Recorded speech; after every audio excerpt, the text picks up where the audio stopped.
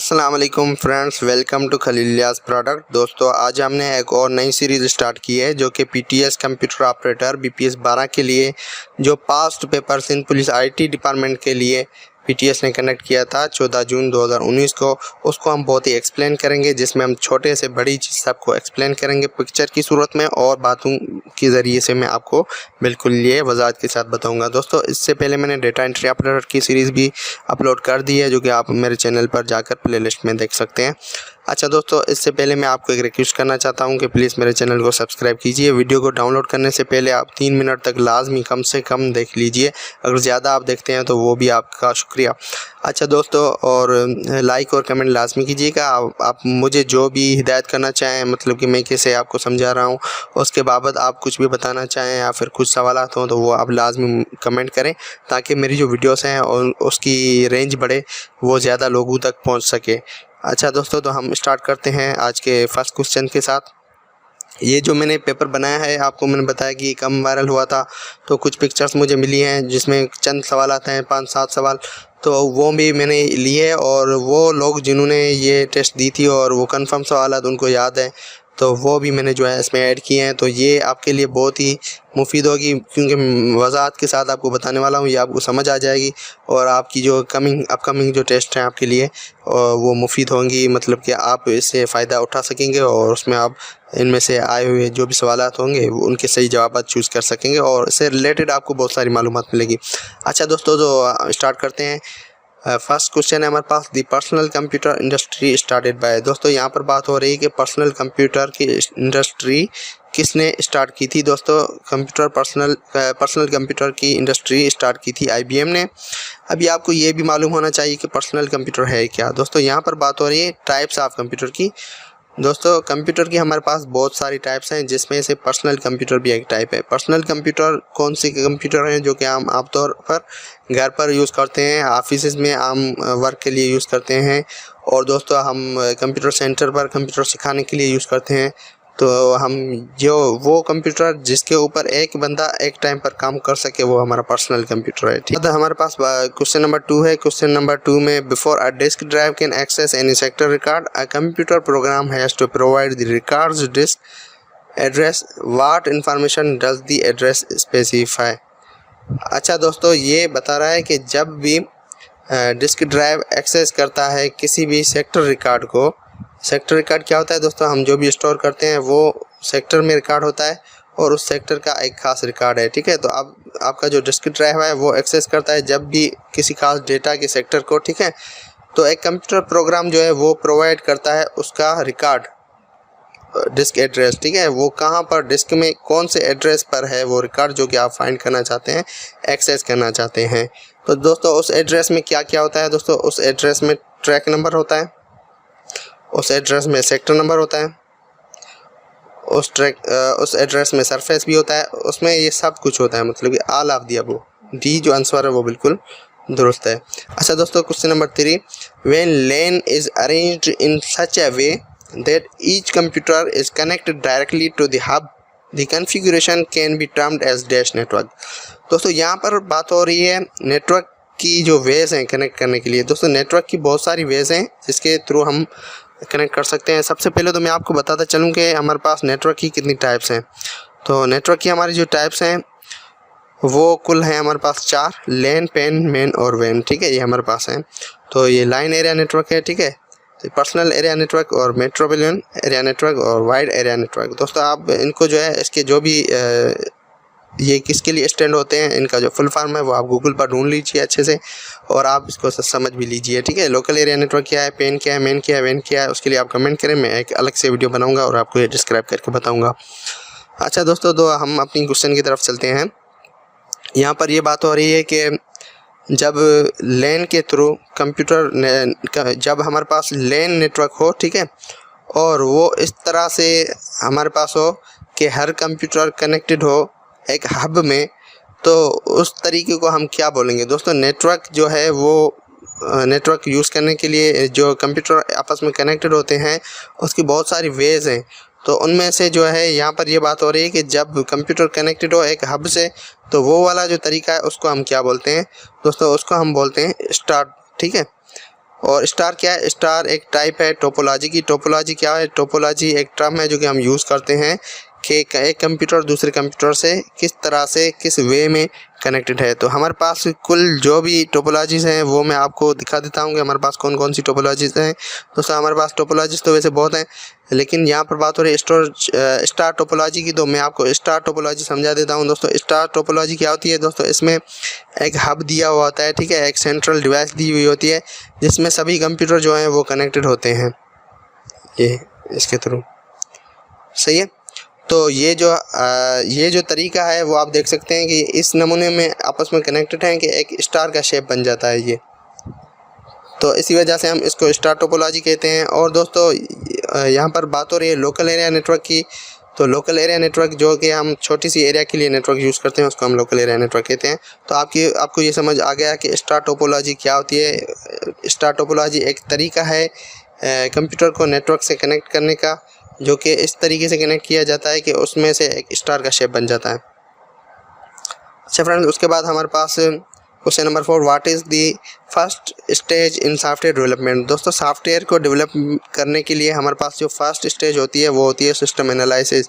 मतलब कि आप सब कुछ इसी में तय करते हैं सिस्टम एनालिसिस में। उसके बाद दोस्तों हमारे पास है FORTRAN programming language is more suitable for. FORTRAN language programming language जो है वो सूटेबल है किसके लिए? ज़्यादा सूटेबल किसके लिए है? दोस्तों हमारे पास बहुत सारी प्रोग्रामिंग लैंग्वेज हैं। प्रोग्रामिंग लैंग्वेज क्या है दोस्तों? ये वो कोड्स हैं, वो इंस्ट्रक्शंस हैं जो कि हम प्रोग्राम करते हैं कोई भी सॉफ्टवेयर बनाने के लिए ताकि हम उससे कोई भी काम ले सकें, ठीक है। तो फॉरट्रैन बहुत सारी हमारे पास प्रोग्रामिंग लैंग्वेज हैं जो कि हम यूज़ करके बहुत सारी एप्लीकेशन और सॉफ्टवेयर बनाते हैं। तो उनमें से फॉरट्रैन भी एक है। और फॉरट्रैन जो है किस तरह की एप्लीकेशन प्रोग्राम करने के लिए ज़्यादा सूटेबल है? दोस्तों फॉरट्रैन साइंटिफिक एप्लीकेशंस बनाने के लिए प्रोग्राम करने के लिए ज़्यादा सूटेबल है। एनालॉग कंप्यूटर क्या है? दोस्तों एनालॉग कंप्यूटर हमारे पास एक बड़ी सी मशीन होती है। जो पुराने हमारे पास कंप्यूटर होते थे शुरू में, मतलब कि जब कंप्यूटर बना था एक दीवार में फिट होता था, वो हमारे पास एनालॉग कंप्यूटर थे। दोस्तों analog computer works on the supply of. दोस्तों एनालॉग कंप्यूटर को काम करने के लिए किस चीज़ की सप्लाई की ज़रूरत होती है? दोस्तों उसको कंटिन्यूसली इलेक्ट्रिकल पल्सेस चाहिए होते हैं, ठीक है, काम करने के लिए। उसके बाद क्वेश्चन नंबर 7 है, which is the first step in the software development life cycle. दोस्तों सॉफ्टवेयर डेवलपमेंट लाइफ साइकिल है तो उसकी बहुत सारी स्टेजेस हैं, उसमें फ़र्स्ट स्टेप कौन सी होती है? ठीक है दोस्तों, इसकी जो फर्स्ट स्टेप होती है वो होती है प्रॉब्लम और अपॉर्चुनिटी आइडेंटिफिकेशन। मतलब कि ये जानना कि प्रॉब्लम क्या है, अपॉर्चुनिटी आइडेंटिफिकेशन जानना, ठीक है। क्वेश्चन नंबर 8 है हमारे पास, Which of the following is represented as an aspect that requires a login name and password?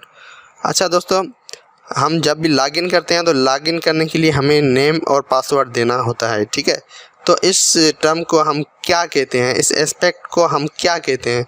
दोस्तों इस एस्पेक्ट को, इस टर्म को हम बोलते हैं यूज़र ऑथेंटिकेशन, ठीक है। इस प्रोसेस को हम बोलते हैं यूज़र ऑथेंटिकेशन, मतलब कि यूज़र की आइडेंटिटी करना। अच्छा, उसके बाद हमारे पास क्वेश्चन नंबर 9 है। क्वेश्चन नंबर 9 में हमसे पूछ रहा है, select the developer specific requirement. दोस्तों किसी भी डेवलपर को एक खास रिक्वायरमेंट होती हैं, ज़रूरतें होती हैं, वो कौन सी होती हैं दोस्तों? वो है बाथ ए एंड बी, जिसमें पोर्टेबिलिटी है और मेंटेबिलिटी है, ठीक है दोस्तों। उसके बाद हमारे पास है, what is the maximum font size you can apply for any character. दोस्तों हमारे पास ये फॉन्ट साइज़ की बात हो रही है, कैरेक्टर साइज़ की बात हो रही है कि जब भी हमें जो है, जब हम किसी कैरेक्टर की फ़ॉन्ट साइज़ जो है वो इंक्रीज़ करते हैं तो वो ज़्यादा से ज़्यादा मैक्सिमम हम कितनी कर सकते हैं दोस्तों?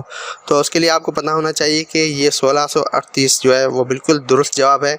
जैसे कि मैं आपको करके दिखाता हूँ दोस्तों। ये मैंने एक कैरेक्टर, एक होता है कैरेक्टर, दूसरा होता है वर्ड। दोस्तों कैरेक्टर जो है उसको हम लेटर भी बोलते हैं, जैसे कि मैक्सिमम में एम हो गया, ए हो गई, एक्स हो गया, आई हो गई, एम हो गया, यू एम, ठीक है। तो ये अलग अलग जो इसकी स्पेलिंग के जो पार्ट हैं वो हमारे पास कैरेक्टर हैं। किसी भी कैरेक्टर को मैंने सेलेक्ट किया, उसकी ज़्यादा से ज़्यादा फ़ॉन्ट साइज़ आप 1638 रख सकते हैं। तो आप देख सकते हैं होम में, यहाँ पर ये मैंने बैक स्पेस की मदद से डिलीट कर दिया और मैंने यहाँ पर टाइप किया। मैं कहाँ पर टाइप कर रहा हूँ दोस्तों? मैं टाइप कर रहा हूँ यहाँ पर, ठीक है। आप देख लीजिए यहाँ पर। तो हम जब यहाँ पर आते हैं और मैंने इसकी जो साइज़ है वो डिलीट करके मैंने यहाँ पर कितनी रखी? 1700 रखी, ठीक है, फ़र्ज़ करें, और एंटर किया। तो यहाँ पर आया, the number must between 1 and 1638, मतलब कि ये बता रहा है कि कम से कम आप एक रख सकते हैं और ज़्यादा से ज़्यादा फ़ॉन्ट साइज़ आप 1638 रख सकते हैं। तो यहाँ पर जो सही जवाब है वो है 1638।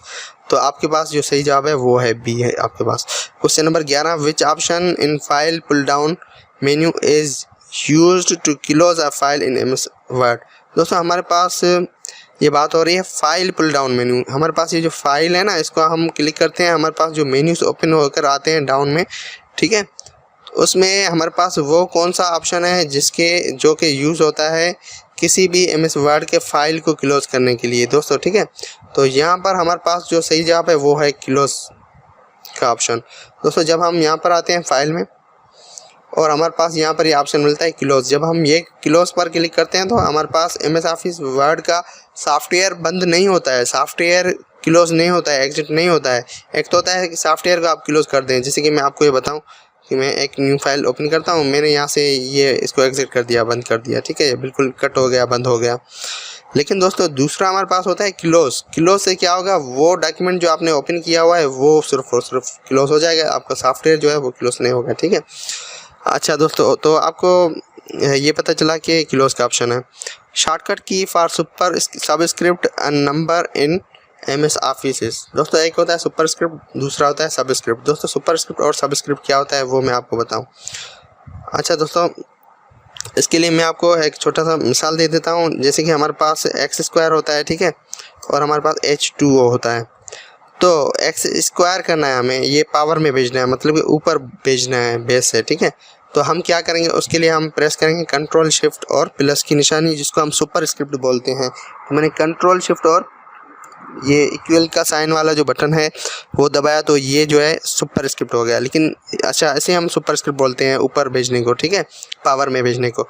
अगर हम जैसे कि H2 होता है, 2 नीचे होता है, बेस में जाता है, ठीक है, उसे हम बोलते हैं सब स्क्रिप्ट। तो अगर मुझे बेस में भेजना है, सब स्क्रिप्ट करना है मतलब कि, तो फिर मैं क्या करूँगा, फिर मैं कंट्रोल के साथ सिर्फ और सिर्फ इक्वल की दबा दूंगा। तो मैंने क्या किया, कंट्रोल के साथ ये इक्वल की मैं दबाऊंगा तो ये क्या होगा, ये बेस में चला जाएगा। तो इसके लिए सिलेक्ट किया और कंट्रोल इक्वल साइन पर क्लिक कर दिया, तो आप देख सकते हैं कि ये बेस में चला गया।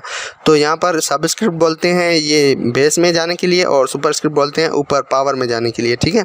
तो हमारे पास सही जवाब है ये कंट्रोल प्लस इक्वल की साइन। उसके बाद हमारे पास है इन एमएस वर्ड रूलर हेल्प। दोस्तों हमारे पास एमएस वर्ड में जो रूलर है वो क्या हेल्प करता है। दोस्तों सबसे पहले मैं आपको बताऊं कि रूलर होता क्या है। दोस्तों हमारे पास ऊपर एमएस वर्ड में ये जो स्केल दिया हुआ है, ठीक है, ये वाला, इसको हम बोलते हैं रूलर। ये जिसमें 6, 5, 4 ये डिजिट्स दिए हुए हैं, ये एक मेजरमेंट के लिए यूज़ होता है, ठीक है।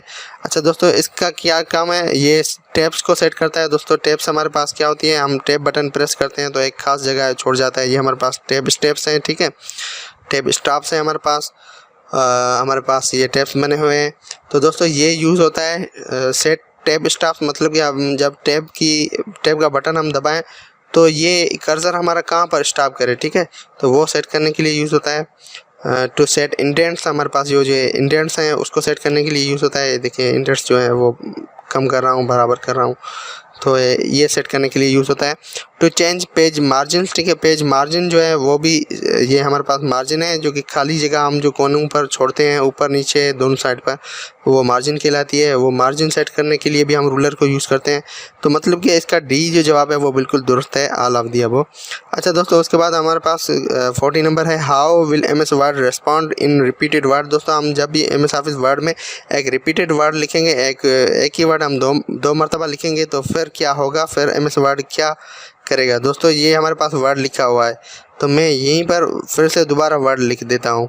तो आप देख सकते हैं कि यहाँ पर रेड कलर की लाइन आ रही है। जब आप एक वर्ड 2 बार लिखेंगे तो आपको ये रिपीटेड वर्ड कहलाएगा, और इसके नीचे एमएस ऑफिस वर्ड इसको हाईलाइट करेगा रेड कलर की लाइन देकर।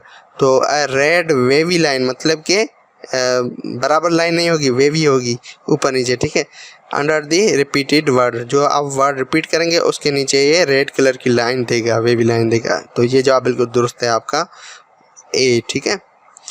Which of the following statement is false? You can set different header and footer for last page of a section। दोस्तों हम जब भी header और footer इंसर्ट करते हैं। दोस्तों हीटर और फुटर होता क्या है, जैसे कि मैंने यहाँ पर एक हेडिंग दी हुई है, मेरा जो डॉक्यूमेंट है जिसमें मैंने जो कुछ भी बयान किया है उसका एक टाइटल मैंने दिया है पीटीएस कंप्यूटर ऑपरेटर, ठीक है, ये मैंने टाइटल दिया है, ये हीटर कहलाएगा। ऐसी जगह मेरे पास नीचे भी दी हुई है, ये जो खाली जगह है यहाँ पर मैंने डबल क्लिक किया, ये मेरी हीटर फुटर मेरी ओपन हो गई और इसमें भी मैं जो भी लिखना चाहूँ वो लिख सकता हूँ। तो यहाँ पर बात ये हो रही है कि जब भी आप हीटर और फुटर इंसर्ट करते हैं एक मरतबा तो वो एक ही डॉक्यूमेंट पर सेम आता है, ठीक है। तो अगर आप ये चाहते हैं कि नहीं एक पेज पे एक हीटर हो, ठीक है, जैसे कि ये, लेकिन मैं चाहता हूँ कि दूसरे पेज पर मैं कुछ और लिखूँ हीटर में, तो वो करूँगा तो वो सभी पेजेस पर चेंज हो जाएगा। तो उसके लिए कुछ ऑप्शन यूज़ होते हैं अलग अलग यूज़ करने के लिए। तो यहाँ पर ये बात हो रही है कि ये इन स्टेटमेंट्स में से गलत स्टेटमेंट कौन सी है। तो ये जो स्टेटमेंट है वो बात कर रही है कि आप हर पेज के लास्ट पेज में, हर सेक्शन के लास्ट पेज में आप फुटर और हीटर जो है वो मुख्तलिफ दे सकते हैं, जो कि गलत है। आप सिर्फ़ और सिर्फ जो है मुख्तलिफ जो हीटर और फुटर दे सकते हैं वो इवन और ऑड पेजेस पे, वो आप दे सकते हैं मुख्तलिफ डिफरेंट सेक्शन पे, और वो आप दे सकते हैं फर्स्ट पेज आप जो सेक्शन है उस पर। तो ये वाली स्टेटमेंट फॉल्स है, जो कि रद्द है। Question number 16, how do you rearrange the data in ascending और डिसेंडिंग ऑर्डर। दोस्तों आप डेटा को रीअरेंज कैसे करते हैं, मतलब कि आप डेटा ऐसे ही आपने लिख दी, लेकिन अब आपको असेंडिंग करनी है, मतलब कि जैसे कि आपने 9 8 7 3 4 5 ये उल्टा लिख दिया, ठीक है, लेकिन आप अभी चाहते हैं नहीं पहले 1 आए फिर 2 आए फिर 3 तरतीब में आए, तो आप सॉर्ट करते हैं, उसको हम बोलते हैं सॉर्ट, ठीक है। सॉर्ट का ऑप्शन आप कहाँ से यूज़ करेंगे दोस्तों, जब आप कोई भी टेबल क्रिएट करते हैं, जैसे कि मैं आपको करके दिखाता हूँ कि मैंने एक टेबल क्रिएट की है, इंसर्ट में आया और मैंने टेबल क्रिएट की, तो लेआउट में आपके पास ये ऑप्शन मिलता है आपको डेटा में सॉर्ट का, और यहाँ से आप ये कर सकते हैं, ठीक है। तो ये तो एक और अलग बात हो जाती है, लेकिन आपको ये पता चला कि हमें सॉर्ट करने के लिए डेटा को असेंडिंग या फिर डिसेंडिंग आर्डर में, असेंडिंग बोलते हैं सीधे आर्डर को, जैसे कि 1 2 3 4 5, और डिसेंडिंग बोलते हैं 10 9 8 7 6 ऐसे, ठीक है, उल्टा हो। तो आप डेटा में जाएंगे और फिर सॉर्ट करेंगे। ये जवाब है इसका। क्वेश्चन नंबर 17, Ctrl+C क्यों यूज़ होता है। Ctrl+C यूज़ होता है कॉपी करने के लिए। अच्छा दोस्तों, हमारे पास क्वेश्चन नंबर 80 है, which of the following is not a type of page margin. दोस्तों हमारे पास पेज मार्जिन क्या है। पेज मार्जिन दोस्तों हमारे पास चारों कोनों पर जो भी हम खाली जगह छोड़ते हैं ये हमारा पेज मार्जिन कहलाता है।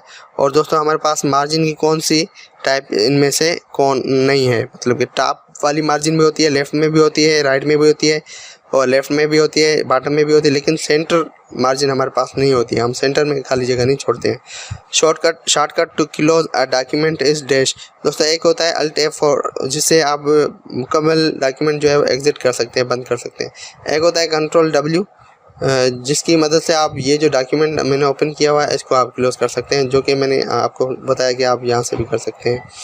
अच्छा दोस्तों, उसके बाद आपके पास है क्वेश्चन नंबर 20, और आज के लिए लास्ट है ये, to move the cursor page to page of document press. दोस्तों यहाँ पर बात हो रही है कि आपका ये जो कर्सर है, ठीक है, ये आप मूव करना चाहते हैं पेज टू पेज, मतलब कि एक पेज से दूसरे पेज पर जंप करे। जैसे कि मैं ऐसे एरो कीज यूज़ करता हूँ ना, तो ये कैरेक्टर बाय कैरेक्टर मूव कर रहा है या फिर लाइन बाय लाइन मूव कर रहा है, ठीक है। मैं चाहता हूँ नहीं, ये पेज बाय पेज, एक पेज से दूसरे पेज पर मूव हो जाए। तो आपके लिए शॉर्टकट की कौन सी है, ठीक है। तो इसके लिए आपके पास शॉर्टकट की कंट्रोल पेज अप है, अगर आप ऊपर जाना चाहें पेज डाउन है, अगर आप नीचे वाले पेज में जाना चाहें। तो यहाँ पर ये नहीं लिखा हुआ कि ऊपर जाने के लिए कौन सी है, नीचे जाने वाली कौन सी है। तो यहाँ पर जवाब होगा बात A एंड B। तो दोस्तों फिर मिलते हैं अगले लेक्चर में। तो जैसे कि मैंने आपको एक रिक्वेस्ट की थी कि आप मेरे चैनल को सब्सक्राइब कीजिए, उसके साथ साथ आप 3 से 4 मिनट तक वीडियो को ऑनलाइन देख लीजिए, कमेंट और लाइक लाजमी कीजिएगा कि आपको वीडियो कैसी लगी। तो मिलते हैं अगले लेक्चर में, तब तक के लिए अल्लाह हाफ़िज़।